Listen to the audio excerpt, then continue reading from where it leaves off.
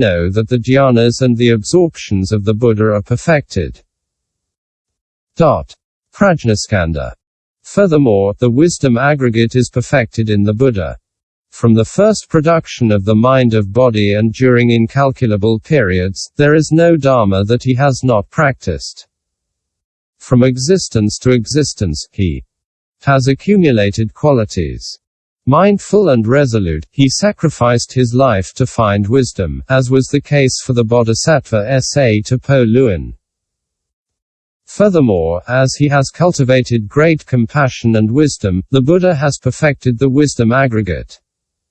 Other people do not have this great compassion, and even if they do have wisdom, they do not perfect great compassion. Wanting to save beings and seeking all kinds of wisdoms, the Buddha has destroyed even his attachment to the Dharma, and suppressed the 62 kinds of wrong view. He does not fall into the pairs of extremes. A life attached to the 5 objects of enjoyment and pleasure, or a life of personal mortification. Nihilism or eternalism, existence or non-existence, and other extremes of this kind.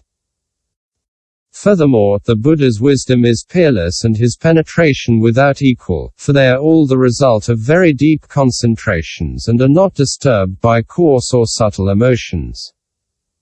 He practices well the 32 auxiliaries to enlightenment, the 4 trances, the 4 formless absorptions, the 8 liberations, the 9 successive absorptions and the other qualities. He possesses the 10 strengths, the 4 fearlessnesses, the 4 unhindered knowledges, and the 18 special attributes. He has obtained the unhindered and inconceivable liberations. This is why the wisdom aggregate of the Buddha is perfected. Furthermore, the Buddha has vanquished the great heretical scholars, namely Yo Leo Pin Li Kia Cho, Mo Ho Kia Cho, Mahakashapa, Cho Li Fu, Mu Kian Lian, Sa Cho Ni Kian Tseu, Po Tso Shu Lo, Chang Tchao, etc. The Buddha vanquished all these great scholars. This is why we know that his wisdom aggregate is perfected. Furthermore, in the 3 baskets, the 12 classes of texts and the 84,000 articles of the Dharma, we see how numerous were the words of the Buddha.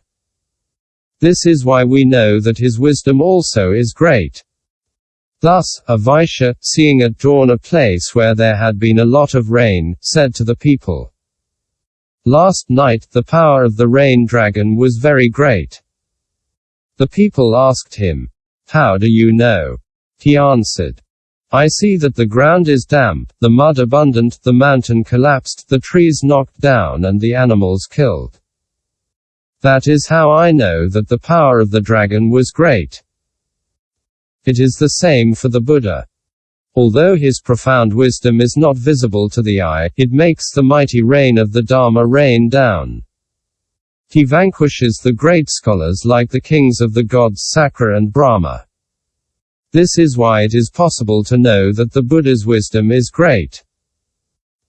Furthermore, as the Buddhas have acquired the unhindered liberations over everything, their wisdom is unhindered. Furthermore, this wisdom of the Buddha is completely pure and surpasses all ordinary analysis. He does not see any nature in dharmas that is eternal or non-eternal.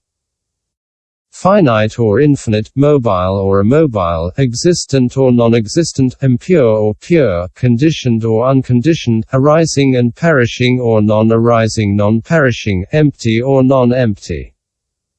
The eternal purity of dharmas is immense, like space.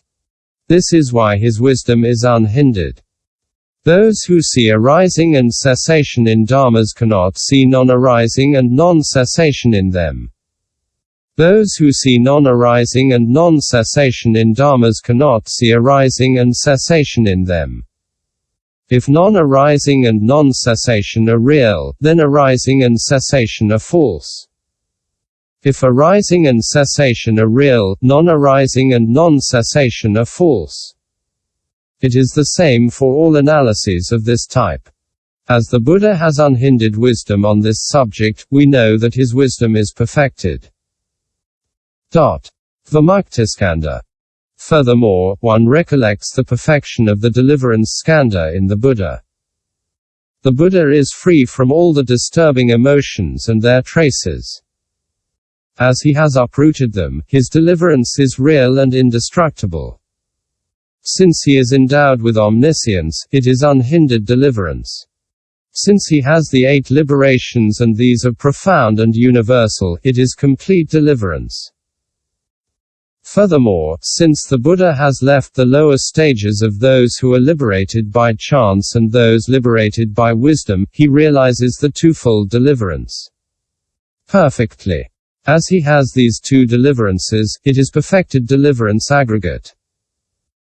Furthermore, the Buddha has obtained deliverance because he has destroyed Mara's armies, eliminated the negative emotions, rejected the dhyana systems, and also because he enters into and comes out of samadhi supremely and without obstacle.